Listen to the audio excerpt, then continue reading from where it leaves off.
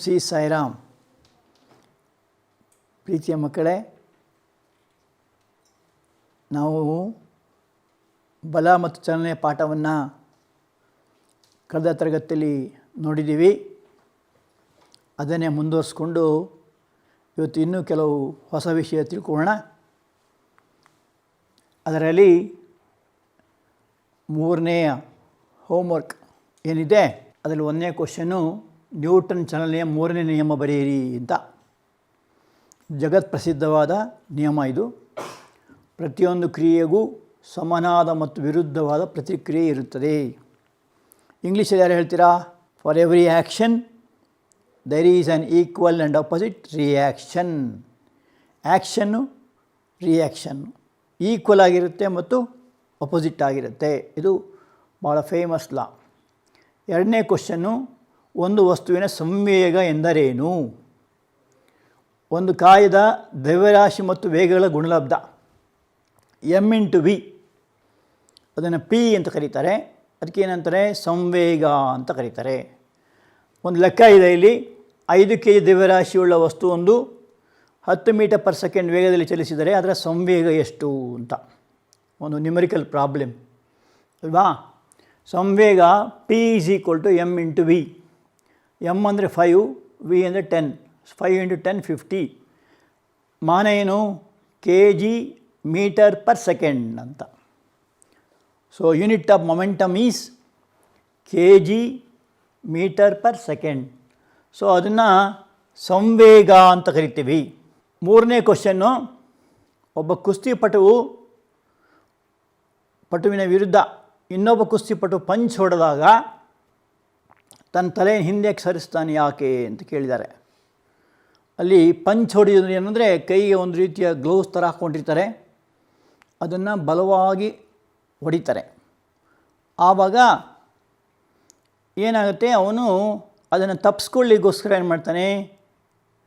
ತಲೆ ಹಿಂದೆ ಸರಿಸ್ತಾನೆ ಅಂತ ಹೇಳ್ಬಿಟ್ಟು ಅಲ್ಲಿ ಪಂಚ್ ಮಾಡೋದು ಕ್ರಿಯೆ ಆಗುತ್ತೆ, ತಲೆ ಸರಿಸುವಂಥದ್ದು ಪ್ರತಿಕ್ರಿಯೆ ಆಗುತ್ತೆ. ಸೊ ಕ್ರಿಯೆ ಮತ್ತು ಪ್ರತಿಕ್ರಿಯೆ ಪರಸ್ಪರ ಸಮನಾಗಿ ಮತ್ತು ವಿರುದ್ಧವಾಗಿರುತ್ತದೆ ಅಂತ ಹೇಳ್ಬಿಟ್ಟು ಇದು ನ್ಯೂಟನ್ನ ಮೂರನೇ ನಿಯಮ. ಆಮೇಲೆ ಏನು ಕಲ್ತಿದ್ದೀವಿ ಅಂತ, ಮೊದಲನೇದಾಗಿ ಬಲ ಅಂದರೆ ಏನು ಅಂತ. ನಿಶ್ಚಲವಾಗಿರುವ ವಸ್ತುವನ್ನು ಚಲಿಸುವಂತೆ ಮಾಡುವ, ಚಲಿಸುತ್ತಿರುವ ವಸ್ತುವ ವೇಗವನ್ನು ವ್ಯತ್ಯಾಸ ಮಾಡುವಂತಹ ಒಂದು ಬಾಹ್ಯ ಪ್ರೇರಣೆ. ಅದಕ್ಕೇನಂತಾರೆ? ಬಲ ಅಂತಾರೆ. ಇಂಗ್ಲೀಷಲ್ಲಿ ಫೋರ್ಸ್ ಅಲ್ವಾ? ನ್ಯೂಟನ್ನ ಚಲನೆಯ ಮೊದಲನೇ ನಿಯಮ ಅದನ್ನೇ ಹೇಳಿದ್ದು. ಅದರ ಅನ್ವಯಗಳು ಅಂದರೆ ಮುಖ್ಯವಾಗಿ ಜಡತ್ವ ಅಂತ ಬರುತ್ತೆ. ಬಾಹ್ಯ ಬಲ ಪ್ರಯೋಗವಾಗದಿರುವ ವಸ್ತು ಅಲ್ಲೇ ಇರುತ್ತೆ, ನಿಶ್ಚಲವಾಗಿ ಇರುತ್ತೆ. ಅದಕ್ಕೆ ಜಡತ್ವ ಅಂತಾರೆ. ಇಂಗ್ಲೀಷಲ್ಲಿ ಏನಂತಾರೆ? ಇನರ್ಷಿಯಾ ಅಂತ ಕರೀತಾರೆ. ಆಮೇಲೆ ಎರಡನೇ ನಿಯಮ ಉದಾಹರಣೆಗಳು. ಎರಡನೇ ನಿಯಮ ಏನು ಹೇಳ್ತದೆ? Force, rate of change of momentum is directly proportional to force and moves in the direction of force. ಇಂಗ್ಲೀಷಲ್ಲಿ ಒಂದು ವಸ್ತುವಿನ ಸಂವೇಗದ ಬದಲಾವಣೆ ದರವು ಬಲದ ನೇರದಲ್ಲಿ ಚಲಿಸುತ್ತದೆ. ಸೊ ಅದು ಎರಡನೇ ನಿಯಮ. ಅಲ್ಲಿ ಒಂದು ಸೂತ್ರ ಬಂದಿತ್ತು ನಿಮಗೆ, F = m×a. m ಅಂದ್ರೇನು? ಮಾಸ್. a ಅಂದ್ರೇನು? Acceleration. Product of mass and acceleration is called force. Unit ಏನು? ನ್ಯೂಟನ್ ಅಲ್ವಾ? ಅದು ಸೆಕೆಂಡ್ ಲಾ. ಥರ್ಡ್ ಲಾ ಈಗ ತಾನೇ ಹೇಳಿ ಆಯಿತು, ನಿತ್ಯ ಜೀವನದ ಉದಾಹರಣೆಗಳು ಅಂತ. ನಿತ್ಯ ಜೀವನ ಉದಾಹರಣೆ ಅಂತ ಹೇಳಿದಾಗ ಥರ್ಡ್ ಲಾ ಎಲ್ಲಿ ಉಪಯೋಗಿಸ್ತಾರೆ? ಉದಾಹರಣೆಗೆ ಬಂದೂಕು ಮತ್ತು ಗುಂಡು. ನಾವು ಗುಂಡನ್ನು ಮುಂದೆ ಚಲಿಸುತ್ತೆ, ಟ್ರಿಗರ್ ಒತ್ತಿದಾಗ ಆ ಗುಂಡು ಮುಂದೆ ಹೋಗುತ್ತೆ. ಅದರ ಸಂವೇಗ ಅಂತ ಬರುತ್ತೆ ಅಲ್ಲಿ ವಿಷಯ, ಗುಂಡಿನ ರಾಶಿ ಮತ್ತು ಗುಂಡಿನ ವೇಗ. ಅದಕ್ಕೆ ಸರಿ ವಿರುದ್ಧವಾಗಿ ಬಂದೂಕು ಹಿಂದೆ ಬರುತ್ತೆ. ಬಂದೂಕಲ್ಲಿ ದ್ರವ್ಯರಾಶಿ ಜಾಸ್ತಿ ಇರುತ್ತೆ, ಆದರೆ ಹಿಂದೆ ಬರುವಂಥ ವೇಗ ಕಡಿಮೆ ಇರುತ್ತೆ. ಸೊ ಗುಣಾಕಾರ ಮಾಡಿದಾಗ ಸಮನಾಗಿರುತ್ತೆ ಅಲ್ವಾ? ಹಾಗೆ ಇನ್ನೊಂದು ಉದಾಹರಣೆ ನಾವು ನೋಡಿದ್ದು ಈಜುವಂಥದ್ದು. ಈಜುವಾಗ ಕೈ ಮತ್ತು ಕಾಲನ್ನು ಏನು ಮಾಡ್ತೀವಿ? ಹಿಂದೆ ಸರಿಸ್ತಾ ಹೋಗ್ತೀವಿ. ಆಗ ನಮ್ಮ ದೇಹ ಏನಾಗುತ್ತೆ? ಮುಂದೆ ಹೋಗ್ತಾ ಇರುತ್ತೆ. ಆಮೇಲೆ ರಾಕೆಟ್ ಚಲನೆ ಅಂತ ನೋಡಿದ್ದೀವಿ ರಾಕೆಟ್ನಲ್ಲಿ ಆ ಬಿಸಿ ಗಾಳಿ ಎಷ್ಟು ರಭಸವಾಗಿ ಹಿಂದೆ ಹೋಗುತ್ತೋ ಅಷ್ಟೇ ರಭಸವಾಗಿ ರಾಕೆಟ್ಟು ಮೇಲೆ ಹೋಗುತ್ತೆ ಅಂತ. ಹಾಗೆ ಒಂದು ಬಲೂನ್ ಗಾಳಿಯನ್ನು ತುಂಬಿಸಿಬಿಟ್ಬಿಟ್ರೆ ಆ ಗಾಳಿ ಎಷ್ಟು ರಭಸವಾಗಿ ಹಿಂದೆ ಹೋಗುತ್ತೋ ಅಷ್ಟೇ ರಭಸವಾಗಿ ಬಲೂನು ಮೇಲೆ ಹೋಗುತ್ತೆ. ಸೊ ಪ್ರತಿಯೊಂದು ಕ್ರಿಯೆಗೂ ಸಮನಾದ ಮತ್ತು ವಿರುದ್ಧವಾದ ಪ್ರತಿಕ್ರಿಯೆ ಇರ್ತದೆ ಅಂತ ಹೇಳುವಂಥದ್ದು ಅದು ಅನ್ವಯಗಳು. ಇನ್ನು ಸಂವೇಗ ನಿರೂಪಣೆ ನೋಡಿದ್ದೀವಿ, P = m × v ಅಂತ. ಇವತ್ತಿನ ದಿವಸ ಸಂವೇಗದ ಸ್ಥಿರತೆ ನಿಯಮ ಬಗ್ಗೆ ನೋಡೋಣ. ಒಂದು ವ್ಯವಸ್ಥೆಯ ಸಂವೇಗವು ಯಾವಾಗಲೂ ಸ್ಥಿರವಾಗಿರ್ತದೆ. ಒಂದು ವ್ಯವಸ್ಥೆಯ ಸಂವೇಗವು ಯಾವಾಗಲೂ ಸ್ಥಿರವಾಗಿರ್ತದೆ ಅಂತ ಹೇಳ್ಬಿಟ್ಟು ಅದನ್ನು ಇಂಗ್ಲೀಷ್ ಏನಂತಾರೆ, conservation of momentum.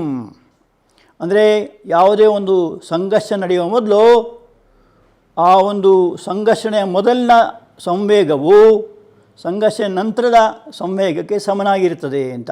ಅದನ್ನೇನಂತಾರೆ, conservation of momentum.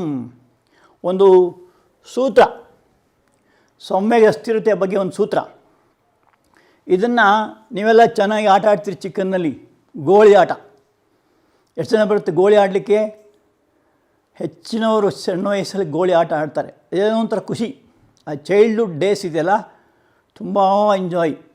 ಅಲ್ಲಿ ಏನು ಭವಿಷ್ಯದ ಬಗ್ಗೆ ಚಿಂತೆ ಇರೋದಿಲ್ಲ, ಬಟ್ಟೆ ಬಗ್ಗೆ ಚಿಂತೆ ಇರೋದಿಲ್ಲ ಹೆಚ್ಚಾಗಿ, ಆಮೇಲೆ ಫ್ಯಾಷನ್ ಬಗ್ಗೆ ಯೋಚನೆ ಇರೋದಿಲ್ಲ, ತಿಂಡಿ ತಿತ್ತ ಬಗ್ಗೆ ಚಿಂತೆ ಇರೋದಿಲ್ಲ, ಖುಷಿಯಾಗಿರ್ತದೆ. ಸ್ವಾಮಿ ಹೇಳ್ತಾರೆ ಯಾವಾಗಲೂ ಮಗುನಾಗಿರಬೇಕು ಅಂತಾರೆ. ಅಂದರೆ ಮಗು ಅಂದಾಗ ಅವರಿಗೆ ಯಾವುದೇ ರೀತಿಯ ಅಟ್ರ್ಯಾಕ್ಷನ್ನು ಇರೋದಿಲ್ಲ, ಯಾವುದೇ ರೀತಿಯ ಅವಶ್ಯನೂ ಇರೋದಿಲ್ಲ ಅಲ್ವಾ. ಹಾಗೆ ಗೋಲಿ ಆಡುವಾಗ ಏನಾಗ್ತದೆ ನೆನಪು ಮಾಡ್ಕೊಳ್ಳಿ. ಈಗ ಆಡೋಕ್ಕಿಲ್ಲ, ನೀವು ಈಗ ದೊಡ್ಡವರಾಗಿದ್ದೀರಾ, ಈಗ ನೀವು ಬಾಲ್ ಆಟ ಆಡ್ತೀರಾ, ಬ್ಯಾಟು ಬ್ಯಾಲ್ ತೊಗೊಂಡು.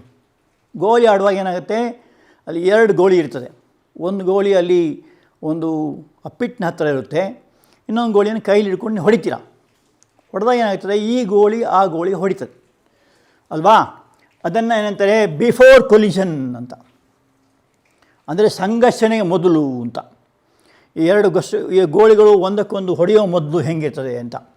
ಒಂದು ಗೋಳಿಯ ದ್ರವ್ಯರಾಶಿ m1 ಅಂತ ಇಟ್ಕೊಳ್ಳೋಣ, ಅದರ ವೇಗವನ್ನು u1 ಅಂತ ಇಟ್ಕೊಳ್ಳೋಣ. ಎರಡನೇ ಗೋಳಿಯ ದ್ರವ್ಯರಾಶಿಯನ್ನು m2 ಅಂತ ಇಟ್ಕೊಳ್ಳೋಣ, ಅದರ ವೇಗವನ್ನು u2 ಅಂತ ಇಟ್ಕೊಳ್ಳೋಣ. ಸಂವೇಗ ಸ್ಥಿರತೆಯ ಗಣಿತದ ಸೂತ್ರ, mathematical formula for conservation of momentum. ಸಂವೇಗ ಸ್ಥಿರತೆಗೆ ಏನು ಕರೀತಾರೆ, ಕನ್ಸರ್ವೇಷನ್ ಆಫ್ ಮೊಮೆಂಟಮ್. ಅಂದರೆ ಇದು 2 ವಸ್ತುಗಳು ಪರಸ್ಪರ ಸಂಘರ್ಷಣವಾದಾಗ, ಅಂದರೆ when 2 bodies collide each other, the momentum before impact is equal to momentum after impact ಅಂತ ನಾವು ಕಂಡುಹಿಡಿಯುವಂಥದ್ದು. ಅಂದರೆ ಏನು ಮಾಡಬೇಕು, ಅಲ್ಲಿ 2 ವಸ್ತು ತಗೋಬೇಕು. ಒಂದು ದ್ರವ್ಯರಾಶಿ m1, ಅದರ ವೇಗ u1. ಇನ್ನೊಂದು ವಸ್ತು ಮುಖ್ಯವಾಗಿ ಗೋಳಿ ತಗೊಂಡ್ರೆ ಆ ಗೋಳಿಯಲ್ಲಿ ಇನ್ನೊಂದು ಗೋಳಿಯ ವೇಗ u2, ದ್ರವ್ಯರಾಶಿ m2. So let us consider 2 balls ಅಥವಾ 2 marbles of masses m1 and m2 moving with velocity u1 and u2. That is called initial velocity. So when this hit this second marble, ಒಂದನೇ ಗೋಳಿ ಎರಡನೇ ಗೋಳಿಯನ್ನು ಹೊಡೆದಾಗ ಏನಾಗುತ್ತೆ, ನೀವು ನೋಡಿರ್ಬೋದು, ಟಕ್ ಅಂತ ಸೌಂಡ್ ಬರುತ್ತೆ ಅಲ್ವಾ. ಅವಾಗೇನಾಗುತ್ತೆ, ಈ ಗೋಳಿಯ ವೇಗ ವ್ಯತ್ಯಾಸ ಆಗುತ್ತೆ. ಗೋಳಿ ಅದೇ ಇರುತ್ತೆ, ಮಾರ್ಬಲ್ಸ್ ಅದೇ ಇರುತ್ತೆ, ಅಥವಾ 2 ಬಾಡೀಸ್, ಬಾಲ್ಸ್ ಆಗ್ಬೋದು, ಮಾರ್ಬಲ್ಸ್ ಆಗ್ಬೋದು, ಯಾವುದೂ ಆಗ್ಬೋದು. ಅದರ ಮಾಸ್ ಸೇಮ್ ಇರುತ್ತೆ, ವೆಲಾಸಿಟಿ ಚೇಂಜ್ ಆಗುತ್ತೆ. I think you are following, ಗೊತ್ತಾಗ್ತಿದೆಯಲ್ಲ. ನೋಡಿ, u1 ಇದ್ದದ್ದು v1 ಆಗುತ್ತೆ, u2 ಇದ್ದದ್ದು v2 ಆಗುತ್ತೆ ಅಲ್ವಾ.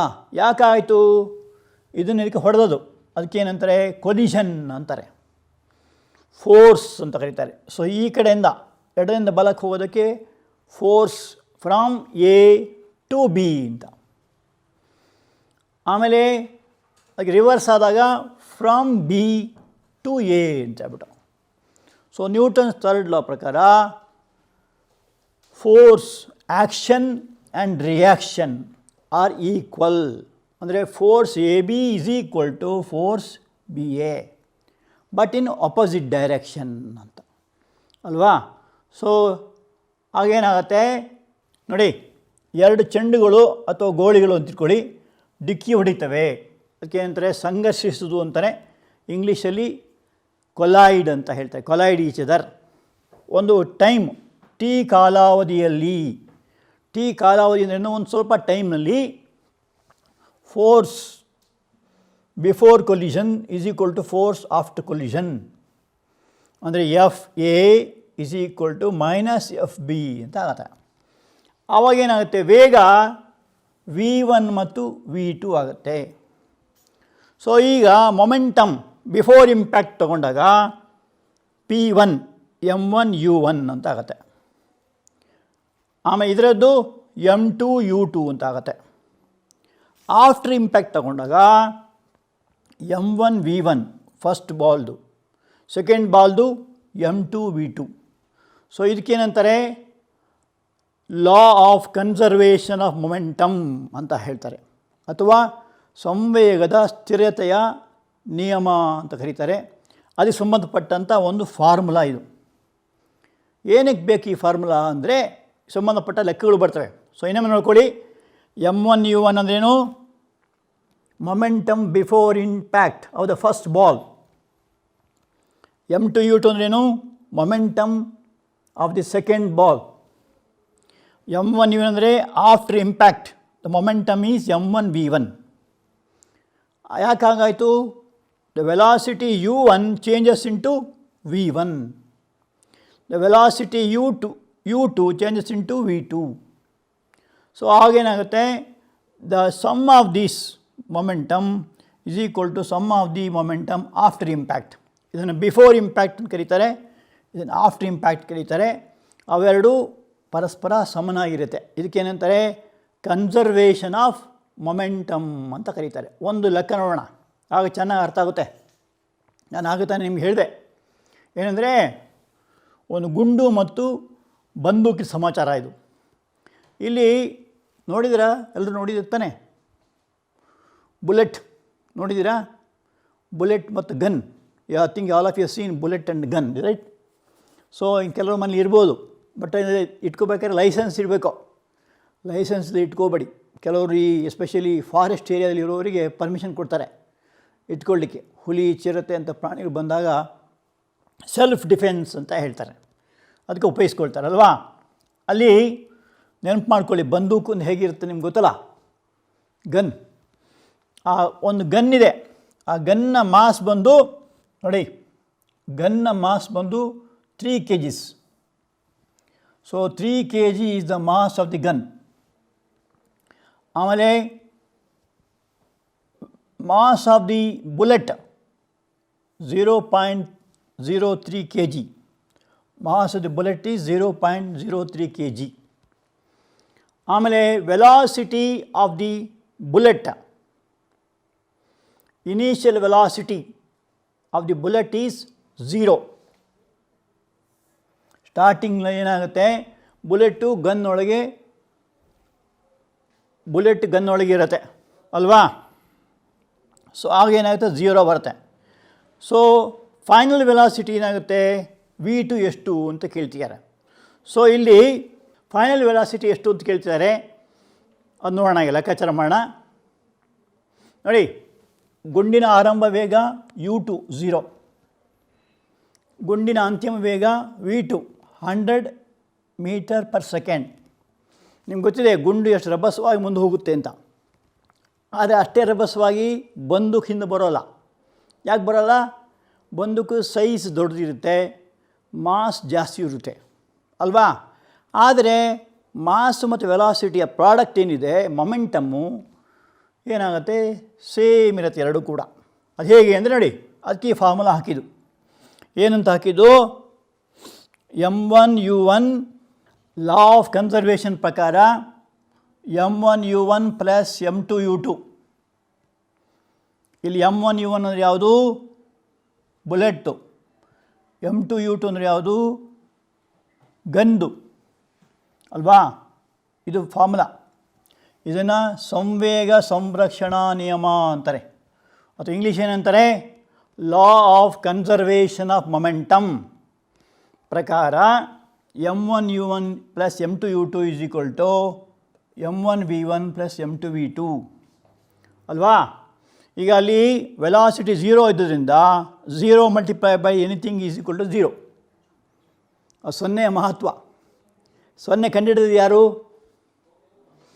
Indians. The best contribution of Indians to mathematics is discovery of 0.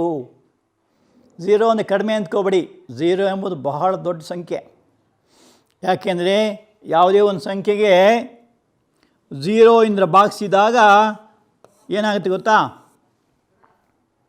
Any number divided by 0 becomes infinity ಅಂತ ಕರೀತಾರೆ, ಅನಂತ ಅಂತ ಕರೀತಾರೆ. So 0 is a very great value. 0ನ ಆ್ಯಡ್ ಮಾಡಿದ್ರೂ ವ್ಯತ್ಯಾಸ ಆಗೋಲ್ಲ, ಸಬ್ಸ್ಟ್ರ್ಯಾಕ್ಟ್ ಮಾಡಿದ್ರೆ ವ್ಯತ್ಯಾಸ ಆಗೋದಿಲ್ಲ. ಆದರೆ ಮಲ್ಟಿಪ್ಲೈ ಮಾಡಿದಾಗ ಯಾವ ನಂಬರಿಂದ ಮಲ್ಟಿಪ್ಲೈ ಮಾಡ್ತೀವೋ ಆ ನಂಬರು 0 ಆಗುತ್ತೆ ಅಲ್ವಾ. ಡಿವೈಡ್ ಮಾಡಿದಾಗ ಏನಾಗುತ್ತೆ? ಇನ್ಫಿನಿಟಿ ಆಗುತ್ತೆ. So 0 is a very important number. ಅದನ್ನೇ ಸ್ವಾಮಿ ಹೇಳ್ತಾರೆ, ಮನುಷ್ಯರೆಲ್ಲರೂ ಕೂಡ 0ಗಳು. ಆ 0 ಪಕ್ಕದಲ್ಲಿ ಎಷ್ಟೇ 0 ಹೇಳ್ಕೊಳ್ಳಿ, 0 ಪಕ್ಕ 1 ಹೇಳಿದ್ರೆ 10 ಆಗುತ್ತೆ, 2 0 ಇದ್ರೆ ಏನಾಗುತ್ತೆ? 100 ಆಗುತ್ತೆ, 3 0 ಇದ್ರೇನಾಗುತ್ತೆ? 1000. ಸೊ 0ಗಳು ಎಷ್ಟೇ ಇರಲಿ, ಆ ಪಕ್ಕದಲ್ಲಿ 1 ಇದ್ದರೆ ಮಾತ್ರ ಬೆಲೆ. ಅದಕ್ಕೆ ಆ 1 ತೆಗೆದುಬಿಟ್ರೆ ಏನಾಗುತ್ತೆ? 1 ತೆಗೆದುಬಿಟ್ರೆ 0 ಉಳಿಯುತ್ತದೆ ಅಲ್ವಾ. ದೇವರು ಅಂದರೆ 1 ಇದ್ದಂಗೆ, ಸ್ವಾಮಿ 1 ಇದ್ದಾಗೆ. ಇದೆಲ್ಲ ಮನುಷ್ಯರು. ಸೊ ಮನುಷ್ಯರಿಗೆ ಬೆಲೆ ಬರೋದು ಯಾವಾಗ? ಆ ಒಂದು 0 ಪಕ್ಕದಲ್ಲಿ 1 ಬಂದಾಗ ಅಲ್ವಾ. ಸುಮ್ಮನೆ ತಮಾಷೆ ಹೇಳಿದಷ್ಟೇ. ಸೊ ಆ 0 ಏನಾಗ್ತದೆ ಇಲ್ಲಿ? m1v1 = 0 ಆಗುತ್ತೆ. ಯಾಕೆಂದರೆ ಅದು u1 0 ಇತ್ತು, ಹಾಗೆ ಇಲ್ಲಿ ಕೂಡ m2u2 0 ಆಯಿತು. ಯಾಕೆಂದರೆ ಅಲ್ಲಿ u2 0 ಇತ್ತು, ಸರಿನಾ. m1v1 ಸಮಾಚಾರ. v1 ಹುಡುಕ್ಬೇಕು ನಾವು, ಅದರ ವೇಗ ಕೇಳಿದ್ದಾರೆ ಅಲ್ಲಿ.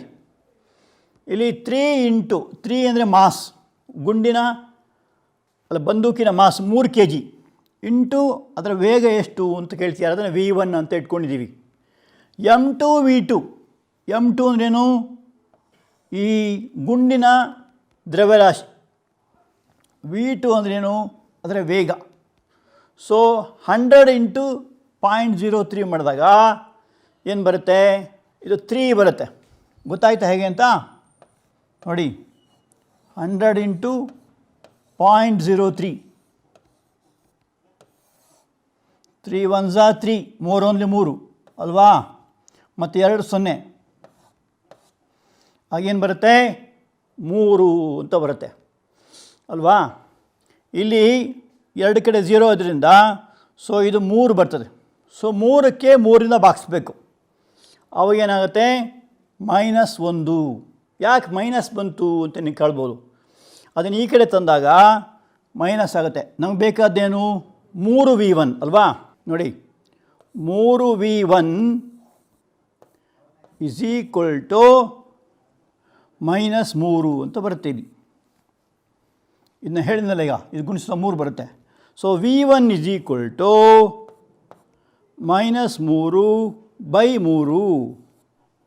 ಈ /3 ಇದು. ಅವಾಗೇನಾಗುತ್ತೆ? 3 1s 3, 3 only 3. ಸೊ -1 ಮೀಟರ್/ಸೆಕೆಂಡ್ ಅಂತ ಬರ್ತದೆ. ಇದೇನಿದು -1 ಅಂದರೆ? ಬಂದೂಕಿನ ವೇಗ. ಬಂದೂಕಿನ ದ್ರವ್ಯರಾಶಿ ಎಷ್ಟು? ಬಂದೂಕಿನ ದ್ರವ್ಯರಾಶಿ 3 kg. ವೇಗ ಎಷ್ಟು ಅಂತ ಕೇಳಿದ್ದಾರೆ. ವೇಗವನ್ನು ನಾವು ಏನು ಹುಡುಕಿದ್ದೀವಿ? 1 ಮೀಟರ್/ಸೆಕೆಂಡ್ ಅಂತ ಹೇಳಿದ್ದೀವಿ. ಇನ್ನೊಂದು, ಈ ಬಲದ ಬಗ್ಗೆ ಇನ್ನೊಂದು ವಿಷಯ ನಾವು ತಿಳ್ಕೊಳ್ಳುವಂಥದ್ದು ಘರ್ಷಣೆ ಅಂತ ಹೇಳ್ತಾರೆ. ಅದಕ್ಕೆ ಫ್ರಿಕ್ಷನ್ ಅಂತ ಹೇಳ್ತಾರೆ. ಉದಾಹರಣೆಗೆ ಈಗ ಒಂದು ಕ್ರಿಕೆಟ್ನಲ್ಲಿ ಆಡುವಾಗ ಒಂದು ಬಾಲ್ ಶಾಟ್ ಹೊಡಿತೀವಿ ಅಂತ ಇಟ್ಕೊಳ್ಳಿ. ಹೊಡೆದಾಗ ಏನಾಗುತ್ತೆ? ಅಲ್ಲಿ ಯಾರು ಫೀಲ್ಡರ್ ಇಲ್ಲ. ಆ ಬಾಲ್ ಓಡ್ತಾ ಏನಾಗುತ್ತೆ? ಸ್ವಲ್ಪ ದೂರ ನಿಂತು ಹೋಗುತ್ತೆ, ನಿಧಾನವಾಗಿ ನಿಲ್ತದೆ. ಅದಕ್ಕೆ ಯಾರು ನಿಲ್ಲು ಅಂತ ಹೇಳೋದಿಲ್ಲ, ಅದು ನಿಲ್ಲುತ್ತೆ. ಯಾಕೆ ನಿಲ್ಲುತ್ತೆ? ಅದಕ್ಕೆ ಒಂದು ವಿಶೇಷವಾದ ಬಲ ಅದನ್ನು ನಿಲ್ಲಿಸುತ್ತೆ. ಆ ಬಲ ಯಾವುದು? ಅದೇ ಘರ್ಷಣೆ ಅಂತ ಹೇಳ್ತಾರೆ. ಹಾಗೆ ಒಂದು ವೆಹಿಕಲ್, ಒಂದು ಕಾರಲ್ಲಿ ಹೋಗ್ತಾ ಇರ್ತೀವಿ ಅಥವಾ ಒಂದು ಗಾಡಿ ಓಡಿಸ್ತಾ ಇರ್ತೀವಿ, ಆವಾಗ ಬ್ರೇಕ್ ಹಾಕ್ತೀವಿ ಅಂತ ಇಟ್ಕೊಳ್ಳಿ, ಅದು ನಿಧಾನವಾಗಿ ನಿಲ್ಲುತ್ತೆ. ಅಂದರೆ ಸ್ವಲ್ಪ ಮುಂದೆ ಹೋಗುತ್ತೆ, ತಕ್ಷಣ ನಿಲ್ಲೋದಿಲ್ಲ ಅಲ್ವಾ? ಈ ಥರ ಒಂದು ಬಲ ಇದೆಯಲ್ಲ, ಇದಕ್ಕೇನಂತಾರೆ? ಘರ್ಷಣಾ ಬಲ ಅಂತಾರೆ. ಸೊ ಇಂಗ್ಲೀಷ್ ಏನಂತಾರೆ ಅದಕ್ಕೆ? ಫ್ರಿಕ್ಷನ್ ಅಂತಾರೆ. ಫ್ರಿಕ್ಷನಲ್ ಫೋರ್ಸ್, ಫ್ರಿಕ್ಷನ್ ಅಂತಾರೆ. ವಸ್ತುಗಳ ನಡುವಿನ ಘರ್ಷಣಾ ಬಲ ಕಾರಣ. ಏನು ಘರ್ಷಣೆ ಅಂದ್ರೇನು? ಪರಸ್ಪರ ಸಂಬಂಧ ಇರಬೇಕು. ಮೇಲ್ಮೈಗಳ ನಡುವಿನ ಬಲ. ಉದಾಹರಣೆಗೆ ಈಗ ನಾನು ನಿಮಗೆ ಉದಾಹರಣೆ ಕೊಟ್ಟೆ, ಚೆಂಡು ಉದಾಹರಣೆ ಕೊಟ್ಟೆ. ಅಲ್ಲಿ ಭೂಮಿ ಮತ್ತು ಚೆಂಡು ಅದು ಸಂಬಂಧ ಇದೆ ಅಲ್ವಾ, ಎರಡು ವಸ್ತುಗಳು. ಸೊ ಅಲ್ಲಿ ಚೆಂಡು ಓಡ್ತಾ ಓಡ್ತಾ ಸ್ವಲ್ಪ ದೂರ ನಿಲ್ತದೆ ಅಲ್ವಾ. ಆ ವೆಹಿಕಲ್ ಬ್ರೇಕ್ ಹಾಕಿದಾಗ ಸ್ವಲ್ಪ ಹೊತ್ತಲ್ಲಿ ಏನಾಗ್ತದೆ, ನಿಲ್ತದೆ. ತಕ್ಷಣ ಅಲ್ಲೇ ನಿಲ್ಲದೇ ಇರ್ಬೋದು, ಸ್ವಲ್ಪ ಮುಂದೆ ಹೋಗಿ ನಿಲ್ಲುತ್ತೆ ಅಲ್ವಾ. ಅದು ಕಾರಣ ಏನು? ಆ ಒಂದು ಬಲ ಇದೆಯಲ್ಲ, ಅದು ಅಗೋಚರವಾಗಿರುತ್ತೆ, ಕಣ್ಣಿಗೆ ಕಾಣೋದಿಲ್ಲ. ಅದನ್ನೇನಂತಾರೆ? ಅದನ್ನು ಘರ್ಷಣಾ ಬಲ ಅಂತ ಕರೀತಾರೆ.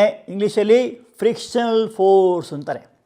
Frictional force is a force between two objects of the same kind and it will be opposite to each other. ವಿರುದ್ಧ ದಿಕ್ಕಿನಲ್ಲಿರ್ತದೆ. ಅಂದರೆ ಉದಾಹರಣೆಗೆ ಭೂಮಿ ಮೇಲೆ ಹೋಗ್ತಾ ಇದ್ದರೆ ಚೆಂಡು, ಆ ಚೆಂಡನ್ನು ಭೂಮಿ ಎಳಿತಾ ಇರುತ್ತೆ ಅಲ್ವಾ, ಮತ್ತು ಅದು ಗುರುತ್ವಾಕರ್ಷಣ ಬಲ ಇರುತ್ತೆ. ಇನ್ನೊಂದು ಏನಾಗುತ್ತೆ, ಆ ಚೆಂಡಿಗೂ ಮತ್ತು ಭೂಮಿ ಮಧ್ಯೆ ಒಂದು ಬಲ ಇರುತ್ತೆ, ಅದಕ್ಕೇನಂತಾರೆ? ಫ್ರಿಕ್ಷನಲ್ ಫೋರ್ಸ್ ಅಂತ ಕರೀತಾರೆ. ಅದನ್ನೇ ಇಲ್ಲಿ ಕೊಟ್ಟಿದೆ ನೋಡಿ. ಎರಡು ಪರಸ್ಪರ ಸಂಪರ್ಕವುಳ್ಳ ಕಾಯಗಳು ತಮ್ಮ ಸಾಪೇಕ್ಷ ಚಲನೆಯನ್ನು ವಿರೋಧಿಸುವುದಕ್ಕೆ ಅಂತ. ನೀವು ಕಡೆಗೆ ಒಂದ್ಸಲ ಫ್ರಿಕ್ಷನ್ ಮಾಡ್ಕೋತೀರ. ನೀವೇನೋ ಒಂದು ವಿಷಯ ಹೇಳ್ತೀರಿ, ನಿಮ್ಮ ಫ್ರೆಂಡ್ ಏನು ಮಾಡ್ತಾರೆ, ಅಲ್ಲಲ್ಲ ಇಲ್ಲಿ ಅಂತ ಸ್ವಲ್ಪ ಮಾತು ಜೋರಾಗುತ್ತೆ. ಆಮೇಲೆ ಕೈ ಮುಂದಾಗುತ್ತೆ, ಅಲ್ಲಿ ಯಾರು ಸರ್ ನೋಡಿದರೆ ನಿಂತು ಹೋಗುತ್ತೆ, ಇಲ್ಲ ಹೋದರೆ ಏನಾಗುತ್ತೆ, ಕೈಗೆ ಮಿಸ್ ಆಗುತ್ತೆ ಅಲ್ವಾ. ಹೀಗೆಲ್ಲ ಆಗಿ ಮತ್ತೆ ರಾಜಿ ಆಗುತ್ತೆ ಅಂತ ತಿಳ್ಕೊಳ್ಳಿ. ಅಲ್ಲಿ ಫ್ರಿಕ್ಷನ್ ಆಗುತ್ತೆ. ಅಂದರೆ ಅಲ್ಲಿ ಎರಡು ಬಲಗಳು ಅವು ಪರಸ್ಪರ ವಿರೋಧಿಸುತ್ತವೆ. ಒಬ್ಬನೇ ಹೇಳಿದ್ರೆ ಒಬ್ಬ ಒಪ್ಪೋದಿಲ್ಲ. ಆವಾಗ ಏನಾಗುತ್ತೆ, ವಿರೋಧ ಆಗ್ತದೆ. ವಿರೋಧ ಏನಾಗುತ್ತೆ, ಅದಕ್ಕೆ ಫ್ರಿಕ್ಷನ್ ಅಂತಾರೆ. ನೀವೆಲ್ಲ ಒಳ್ಳೆ ಮಕ್ಕಳು, ಹಾಗೆ ಜಗಳಾಡಲ್ಲ, ಕೆಲವೊಮ್ಮೆ ಅಪರೂಪಕ್ಕೆ ಒಂದೊಂದು ಸಲ ಆಗುತ್ತೆ ಅಲ್ವಾ. ಅದಕ್ಕೆ ಫ್ರಿಕ್ಷನ್ ಅಂತ ಕರೀತಾರೆ. ಇದು ನಿಮ್ಮ ನಿತ್ಯ ಜೀವನದಲ್ಲೂ ಕೂಡ ನೀವು ಹಲವಾರು ಬಾರಿ ಎಲ್ಲ ಬೇರೆ ಬೇರೆ ವಿಷಯ ನೋಡಿರ್ತೀರ ಅಲ್ವಾ. ಆ ಥರ ಘರ್ಷಣೆ ಬರುವಂಥದ್ದು. ಇನ್ನು ಕೆಲವು ಹಳ್ಳಿ ಕಡೆಯಲ್ಲೆಲ್ಲ ಒಂದು ಕಾಯಿ ಸಿಗುತ್ತೆ, ಆ ಕಾಯಿನ ಉಜ್ಜುತ್ತಾರೆ. ಉಜ್ಜಿದ ತಕ್ಷಣ ಬಿಸಿ ಆಗುತ್ತೆ, ಅದನ್ನು ಮೈ ಇಟ್ಕೋತಾರೆ. ಅದೇನಾಗ್ತದೆ, ಅದು ಘರ್ಷಣಾ ಬಲದಿಂದ ಹಾಗಾಗುತ್ತೆ. ಹಾಗೆ ಬೆಳಿಗ್ಗೆ ಎದ್ದ ತಕ್ಷಣ ನೀವು ಉದಾಹರಣೆ ಚಳಿ ಅಂತಾರಾಗ ಕೈ ಎರಡು ಉಜ್ಕೊತೀವಿ. ಯಾಕೆ ಉಜ್ಕೋಬೇಕು? ಆಗ ಫ್ರಿಕ್ಷನ್ ಆಗುತ್ತೆ, ಘರ್ಷಣೆ ಆಗುತ್ತೆ, ಆ ಕೈ ಬಿಸಿ ಆಗುತ್ತೆ. ಆ ಬಿಸಿಯಾದ ಕೈಯಿಂದ ಮುಖವನ್ನು ಒರೆಸ್ಕೊತೀರ, ಕಿವಿ ಬಿಸಿ ಮಾಡ್ಕೋತೀರ ಅಲ್ವಾ. ಮುಖ್ಯವಾಗಿ ಚಳಿ ನಿಮಗೆ 3 ಭಾಗದಲ್ಲಿ ನಮ್ಮ ದೇಹ ಪ್ರವೇಶಿಸುತ್ತೆ. ಒಂದು ಕೈಗಳು, ಒಂದು ಕಿವಿ, ಒಂದು ಕಾಲು. ಈ ಕೈ, ಕಿವಿ ಮತ್ತು ಕಾಲನ್ನು ನೀವು ಬೆಚ್ಚಗೆ ಇಟ್ಕೊಂಡ್ರೆ ನಿಮಗೆ ಚಳಿ ಅಂತ ಅನಿಸೋದೇ ಇಲ್ಲ. ಅದಕ್ಕೇನು ಮಾಡ್ತೀವಿ, ಬೆಳಗ್ಗೆ ಎದ್ದ ತಕ್ಷಣ ಕೈಯನ್ನು ಉಜ್ಕೊಳ್ಳೋ, ಅದು ಘರ್ಷಣಾ ಬಲ ಉದಾಹರಣೆ ಅಲ್ವಾ. ಆಮೇಲೆ ಕೆಲವರು ಮಫ್ಲರ್ ಅಂತ ಹಾಕ್ಕೊಳ್ತಾರೆ, ಮಂಕಿ ಕ್ಯಾಪ್ ಅಂತ. ಅದೇನದು, ಕಿವಿಯನ್ನು ಬೆಚ್ಚಗಿಡುವುದು. ಕೆಲವರು ಕಾಲಿಗೆ ಹಾಕ್ಕೊಳ್ತಾರೆ ಸಾಕ್ಸ್ ಅಂತ, ಕೈಗೂ ಹಾಕ್ತಾರೆ ಕಾಲಿಗೂ ಹಾಕ್ತಾರೆ ಸಾಕ್ಸ್. ಕಾರಣ ಏನು, ಚಳಿ ಒಳಗೆ ಹೋಗದೇ ಇರಲಿ ಅಂತ ಹೇಳ್ಬಿಟ್ಟು. ಸೊ ಇದೊಂದು ಘರ್ಷಣಾ ಬಲ ಅಂತ ಹೇಳ್ತಾರೆ. ಇದೊಂದು ಬಲ ನಾವು ನೋಡುವಂಥದ್ದು. ಇದರಲ್ಲಿ 2 ಥರ ಇದೆ. ಸ್ಥಾಯಿ ಘರ್ಷಣೆ ಅಂತ ಒಂದು, ಇಂಗ್ಲೀಷಲ್ಲಿ ಸ್ಟ್ಯಾಟಿಕ್ ಫ್ರಿಕ್ಷನ್ ಅಂತ ಹೇಳ್ತಾರೆ. ಹಾಗಂದ್ರೇನು, ಪರಸ್ಪರ ಸಂಪರ್ಕವುಳ್ಳ ಆದರೆ ಚಲಿಸದೇ ಇರುವ 2 ಕಾಯಗಳ ನಡುವಿನ ಘರ್ಷಣೆ. ಉದಾಹರಣೆ, ಈಗ ನಿಮ್ಮ ಕ್ಲಾಸಲ್ಲಿ ಒಂದು ಟೇಬಲ್ ಇದೆ ಅಥವಾ ಒಂದು ಬೀರು ಇದೆ. ಆ ಬೀರು ಇದ್ದಾಗ ಅದು ಅಲ್ಲೇ ಇರುತ್ತೆ. ಆ ಬೀರನ್ನು ತಳ್ಳಬೇಕು ಆ ಕಡೆ ಅಂತ ತಿಳ್ಕೊಳ್ಳಿ. 4 ಜನ ಗಟ್ಟಿಮುಟ್ಟಾದವರು ಬರ್ತಾರೆ, ಸೇರಿಕೊಂಡು ಜೋರಾಗಿ ತಳ್ಳಬೇಕಾಗ್ತದೆ. ಅದು ಸ್ಥಾಯಿ ಘರ್ಷಣೆ ಅಂತ. ಆ ಬೀರು ಸ್ಟ್ರೈಕ್ ಮಾಡ್ತದೆ, ಇಲ್ಲ ನಾನು ಬಿಡೋಲ್ಲ ನಿಮಗೆ, ನಾನು ಹೋಗಲ್ಲ ಅಂತ ಕೂತಿರ್ತದೆ. ಇಲ್ಲ ನೀನು ಹೋಗಲೇಬೇಕು ಅಂಥೇಳಿ ಏನು ಮಾಡ್ತೇನೆ, 4 ಜನ ಸೇರಿಕೊಂಡು ಒಂದೇ ದಿಕ್ಕಲ್ಲಿ ತಳ್ತಾರೆ. ಅಲ್ವಾ. ಅದಕ್ಕೆ ಸ್ಥಾಯಿ ಘರ್ಷಣೆ ಅಂತ ಕರೀತಾರೆ ಅಲ್ವಾ. ಅಥವಾ ಟೇಬಲ್ ಇದ್ದರೆ ಆ ಟೇಬಲನ್ನು ನೀವು ಒಂದು ಕಡೆ ಇನ್ನೊಂದು ಕಡೆ ತಳ್ಳಬೇಕಾದ್ರೆ ಬಲ ಪ್ರಯೋಗ ಮಾಡಬೇಕಾಗತ್ತೆ ಅಲ್ವಾ. ಸ್ಥಾಯಿ ಘರ್ಷಣೆ ಅಂದರೆ ಹಾಗೆ. ನಿಮ್ಮ ಟೇಬಲ್ಲು, ನಿಮ್ಮ ಚೇರು, ನಿಮ್ಮ ಬೆಂಚು, ನಿಮ್ಮ ಡೆಸ್ಕು ಏನಿದ್ದಾವೆ ಅದು ಅಲ್ಲಲ್ಲೇ ಇರುತ್ತೆ, ಅದೆಲ್ಲಿ ಮೂವ್ ಆಗಲ್ಲ ಅಲ್ವಾ. ಆದರೆ ಬಾಹ್ಯ ಬಲ ಪ್ರಯೋಗವಾದಾಗ ಏನಾಗುತ್ತೆ, ಅಲ್ಲಿಂದ ಮೂವ್ ಆಗುತ್ತೆ. ಸೊ ಈ ಥರ ಬಲಕ್ಕೆ ಏನಂತಾರೆ, ಸ್ಥಾಯಿ ಘರ್ಷಣೆ ಅಂತ ಕರೀತಾರೆ. ಇನ್ನೊಂದು ಚರ ಘರ್ಷಣೆ ಅಂತ ಹೇಳ್ಬಿಟ್ಟು. ಚರ ಘರ್ಷಣೆ ಚಲಿಸಿರೋ ವಸ್ತುವಿನಲ್ಲಿ ಉಂಟಾಗುವ ಘರ್ಷಣೆ. ಒಂದು ಕಾಯವು ಚಲಿಸಲು ಒಂದು ಸಮತಲ ಅಂದ್ರೇನು, ಪ್ಲೇನ್ ಆರಂಭಿಸಿದಾಗ ಅವುಗಳ ನಡುವಿನ ಘರ್ಷಣೆ. ಉದಾಹರಣೆಗೆ ನಾನು ಬಾಲ್ ಬಗ್ಗೆ ಹೇಳಿದೆ, ಹಾಗೆ ನಿಮಗೆ ಕ್ಯಾರಮ್ ನೋಡಿ ಗೊತ್ತಾಗುತ್ತೆ. ನೀವು ಚೆನ್ನಾಗಿ ಕ್ಯಾರಮ್ ಮಾಡ್ತೀರಲ್ಲ, ಆ ಕ್ಯಾರಮಲ್ಲಿ ಸುಮಾರು 3 ಥರ ಪಾನ್ಸ್ ಇದ್ದಾವೆ. ಒಂದು ಸ್ಟ್ರೈಕರ್ ಅಂತ ದೊಡ್ಡದಾಗಿರುತ್ತೆ ಸ್ವಲ್ಪ, ಅದು ತುಂಬ ಸಾಫ್ಟಾಗಿರುತ್ತೆ. ಇನ್ನೊಂದು ಕಪ್ಪು ಬ್ಲ್ಯಾಕ್ ಪಾನ್ಸ್ ಇರುತ್ತೆ. ಇನ್ನೊಂದು ರೆಡ್ ಕ್ವೀನ್ ಅಂತ ಬರುತ್ತೆ. ಇನ್ನೊಂದು ವೈಟ್ ಪಾನ್ಸ್ ಅಂತ ಇರುತ್ತೆ. 4 ಥರ ಇರುತ್ತೆ ಅಲ್ವಾ. ಆ ಪಾನ್ಸನ್ನು ಏನು ಮಾಡ್ತೀವಿ, ನೀವು ಸ್ಟ್ರೈಕರಿಂದ ಹೊಡಿತೀರ. ಒಂದು ಲೈನ್ ಇರ್ತದೆ, ಲೈನ್ ಮೇಲೆ ಇಟ್ಕೊಂಡು ಹೊಡಿಬೇಕು ಅಲ್ವಾ. ಅದು ಸಂವೇಗಕ್ಕೂ ಉದಾಹರಣೆ ಕೊಡ್ಬೋದು. ಅದನ್ನು ಅಲ್ಲಿ ಸ್ಟ್ರೈಕರ್ ಇದೆಯಲ್ಲ, ಅದಕ್ಕೆ ಒಂದು ದ್ರವ್ಯರಾಶಿ ಇರುತ್ತೆ M1 ಅಂತ. ಆಮೇಲೆ ನಿಮ್ಮ ಒಂದು ಪಾನಿಗೆ ಒಂದು ದ್ರವ್ಯರಾಶಿ ಇರುತ್ತೆ, ಅದನ್ನು M2 ಅಂತ ಕರಿಬೋದು ಅಲ್ವಾ. ಸ್ಟಾರ್ಟಿಂಗ್ 2 ಕೂಡ 0 ಆಗಿರುತ್ತೆ. ನೀವು ಸ್ಟ್ರೈಕರಿಂದ ಹೊಡೆದ ತಕ್ಷಣ ಏನಾಗುತ್ತೆ, ಈ ಪಾನು, ಕಪ್ಪಿನ ಪಾನ್ ಏನಿದೆ ಅಥವಾ ಕ್ವೀನು ಆಗ್ಬೋದು, ಇನ್ನೊಂದು ಹೊಡಿತದೆ. ಅದನ್ನು ಘರ್ಷಣೆ ಅಂತ ಕರೀತಾರೆ, ಸಂಘರ್ಷಣೆ ಅಂತ ಕರೀತಾರೆ. ಆದರೆ ಬೋರ್ಡಿಗೆ ನೀವು ಸರಿಯಾಗಿ ಪೌಡ್ರ್ ಹಾಕ್ಕೊಂಡಿರಬೇಕೋ, ಸಾಫ್ಟ್ ಮಾಡ್ಕೊಂಡಿರಬೇಕೋ. ಇಲ್ಲಿ ಏನಾಗುತ್ತೆ ಗೊತ್ತಾ, ನೀವು ಆ ಪಾನನ್ನು ತಳ್ಳಬೇಕು ಅಂತ ಪ್ರಯತ್ನ ಮಾಡ್ತಾ ಇರ್ತೀರಿ. ನೀವು ಅಂದ್ಕೊಂಡದು ಒಂದು, ಆಗೋದು ಇನ್ನೊಂದು. ಯಾಕೆ, ನೀವು ಸ್ಟ್ರೈಕರ್ ಹೊಡೆದಂಥ ಬಲ ಸಾಕಾಗೋದಿಲ್ಲ. ಕೆಲವು ಸಲ ಒಂದಷ್ಟು ದೂರ ನಿಂತುಬಿಡುತ್ತೆ, ಕೆಲವೊಮ್ಮೆ ಟಚ್ಚೇ ಆಗಲ್ಲ, ಕೆಲವೊಮ್ಮೆ ಟಚ್ ಆಗಿ ಹೊಡೆದು ರೀಬೌಂಡಾಗಿ ಬಂದುಬಿಡ್ತದೆ. ಕೆಲವೊಮ್ಮೆ ನೀವು ಬಲಕ್ಕೆ ಹೋಗ್ಲಿಂದ ಹೊಡೆದ್ರೆ ಎಡಕ್ಕೆ ಹೋಗುತ್ತೆ, ಎಡಕ್ಕೆ ಹೋಗ್ಲಿಂದ ಹೊಡೆದ್ರೆ ಬಲಕ್ಕೆ ಹೋಗುತ್ತೆ. ಈ ಥರ ಎಲ್ಲ ಚೇಂಜಸ್ ಆಗ್ತಾ ಇರುತ್ತೆ. ಅದಕ್ಕೆಲ್ಲ ಕಾರಣ ಏನಂದರೆ ಈ ಒಂದು ಚರ ಘರ್ಷಣೆ ಅಂತ ಕರೀತಾರೆ. ಸೊ ಕೈನೆಟಿಕ್ ಫ್ರಿಕ್ಷನ್ ಅಂತ ಹೇಳ್ತಾರೆ ಅಲ್ಲ. ಸೊ ಅದಕ್ಕೆ ಒಂದು ಉದಾಹರಣೆ ನೋಡೋಣ, ಒಂದು ಪ್ರಯೋಗ ನೋಡೋಣ. ಏನಂದರೆ, ಇಲ್ಲಿ ಒಂದು ಟೇಬಲ್ ಇದೆ.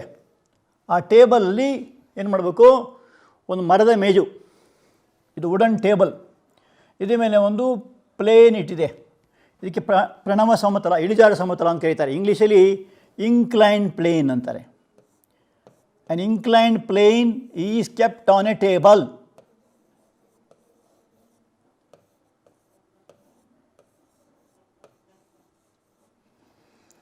Inclined plane ಇಟ್ಟಾಗ ಏನಾಗುತ್ತೆ, inclined plane is kept on a table.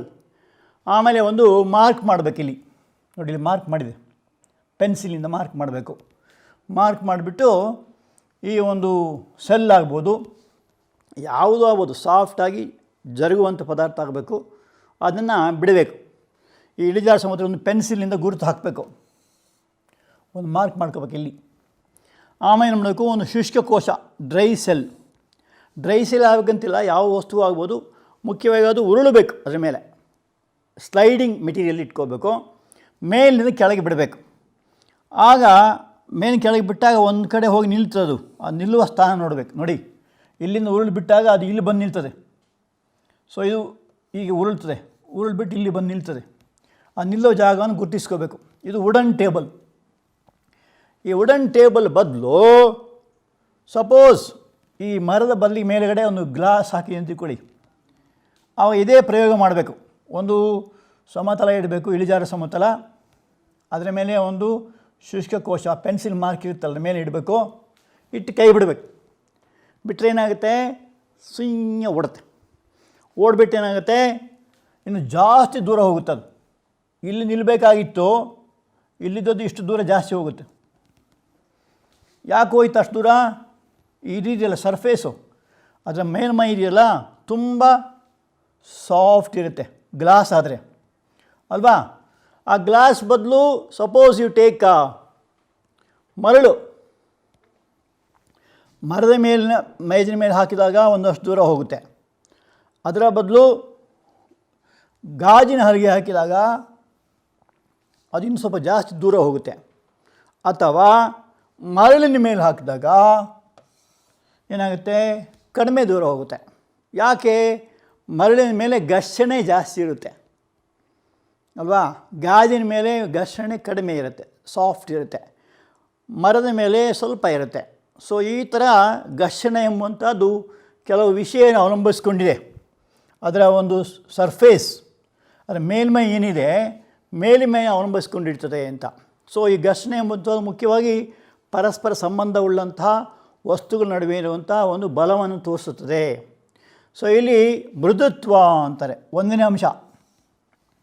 ಮೃದುತ್ವನ ಹೇಳಿದಲ್ವಾ, ಉದಾಹರಣೆಗೆ ಮರದ ಟೇಬಲ್ಲು, ಗ್ಲಾಸ್ ಟೇಬಲ್ಲು ಮತ್ತು ಸ್ಯಾಂಡ್ ಟೇಬಲ್ಲು ತಗೊಂಡಾಗ ಗ್ಲಾಸ್ ಟೇಬಲ್ ಜಾಸ್ತಿ ದೂರ ಹೋಗುತ್ತೆ, ಮರದ ಟೇಬಲಲ್ಲಿ ಸ್ವಲ್ಪ ದೂರ ಹೋಗುತ್ತೆ, ಮರಳಿ ಟೇಬಲ್ ಇನ್ನೂ ಕಡಿಮೆ ದೂರ ಹೋಗುತ್ತೆ. ಯಾಕೆ? ಘರ್ಷಣೆ ಜಾಸ್ತಿ ಇರುತ್ತೆ ಅಲ್ವಾ.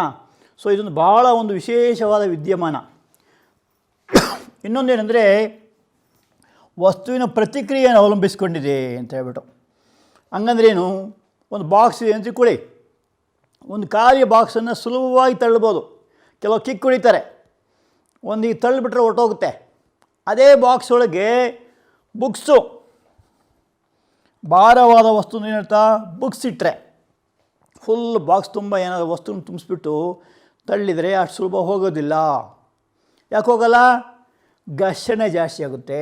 ಸೊ ಒಂದನೇ ವಿಷಯ ಅದರ ಒಂದು ಮೇಲ್ಮೈಯನ್ನು ಅವಲಂಬಿಸ್ಕೊಂಡಿರ್ತದೆ.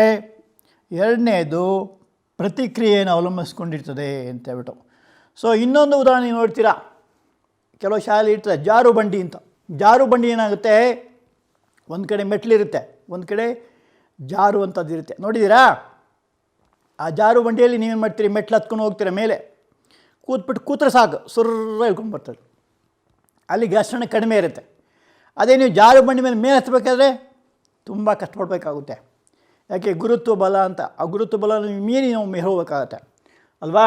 ಸೊ ಅದರಿಂದ ಈ ಒಂದು ಘರ್ಷಣೆ ಎಂಬಂಥದ್ದು ಒಂದು ಬಹಳ ಒಂದು ಸುಂದರವಾದ ವಿದ್ಯಮಾನ. ಸೊ ಈ ಎರಡು ವಿಷಯ ತಿಳ್ಕೊಬೋದು. ಪ್ರತಿಕ್ರಿಯೆ ಅಂತ ಹೇಳ್ತಾರೆ. ಪ್ರತಿಕ್ರಿಯೆ ಅಂದರೆ ಆ ವಸ್ತುವಿನ ಭಾರ ಅವಲಂಬಿಸ್ಕೊಂಡಿರ್ತದೆ ಅಂತ ಹೇಳ್ಬಿಟ್ಟು ಅಲ್ವಾ. ಈ ಎರಡು ಹೋಮ್ವರ್ಕ್ ಮಾಡೋಣ. ಒಂದನೇದು, ಒಂದೇ ರೀತಿಯ ಒಂದೇ ವೇಳೆ ಚಲಿಸುತ್ತಿರುವ ಲಾರಿಗಳಲ್ಲಿ ಭಾರವನ್ನು ತುಂಬಿರುವ ಲಾರಿಯ ಸಂವೇಗವು ಖಾಲಿಯಾದ ಲಾರಿಯ ಸಂವೇಗಕ್ಕಿಂತ ಹೆಚ್ಚಾಗಿರ್ತದೆ ಯಾಕೆ ಅಂತ. ಭಾರವಾದ ಲಾರಿ ಮತ್ತು ಖಾಲಿ ಲಾರಿ ಇದು ಜಾಸ್ತಿ ಇರುತ್ತೆ, ಭಾರವಾದ ಯಾಕೆ ಅಂತ ಕೇಳ್ತಿದ್ದಾರೆ. ಎರಡನೇದು, ವೇಗವಾಗಿ ಚಲಿಸುತ್ತಿರುವ ಕಾರಿಗೆ ಬ್ರೇಕ್ ಹಾಕಿದಾಗ ನಿಧಾನವಾಗಿ ನಿಲ್ಲುತ್ತೆ ಯಾಕೆ ಅಂತ ಹೇಳ್ಬಿಟ್ಟು. ಸರಿನಾ? ಮಾಡ್ಕೊಂಬರ್ತೀರಾ? ಹೇಳಿದ ವಿಷಯ ಅರ್ಥ ಆಯ್ತಲ್ಲ? ಚೆನ್ನಾಗಿ ತಿಳ್ಕೊಳ್ಳಿ. Wish you all best of luck. Thank you.